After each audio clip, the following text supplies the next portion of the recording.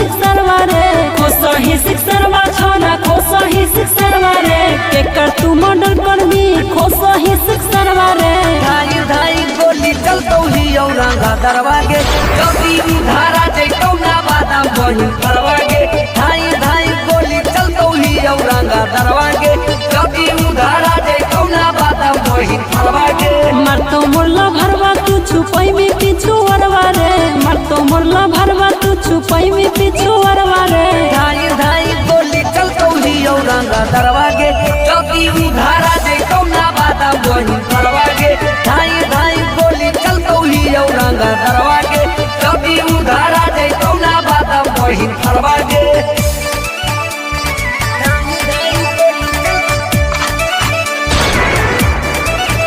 तोरा थाना में पड़ी गेलो ना हमरे किचनी जेमी दिखना गड़ जेलवा थाना में पड़ी गेलो ना हमरे किचनी जेमी पटन के जेलवा उसरा बात मारी के गड़ा दे बहू बालू घटिया में छौड़ी कितोरा सामने हो तौ कनरा अधरतिया में छौड़ी देवो मरवाई तोरा चढ़ाई गाड़ी थरवा रे देवो मरवाई तोरा चढ़ाई गाड़ी थरवा रे धाई धाई गोली चलतो ही औरंगा दरवागे कभी उधारा जैतो ना बादाम बहिन फरवागे धाई धाई गोली चलतो ही औरंगा दरवागे कभी उधारा जैतो ना बादाम बहिन फरवागे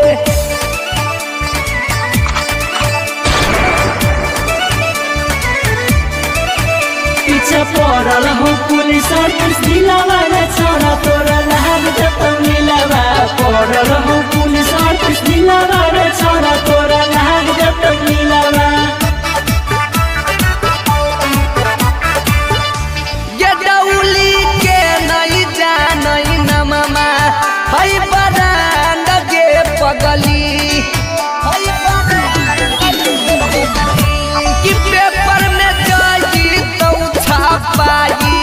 हो तो कांड के पगली देतौ नहीं साथ पगला घर पड़ी बरवा रे देतौ नहीं साथ पगला घर पड़ी बरवा रे धाई धाई गोली चलतो ही औरंगा दरवागे कभी उधारा जैतो ना बादाम बहिन फरवागे धाई धाई गोली चलतो ही औरंगा दरवागे कभी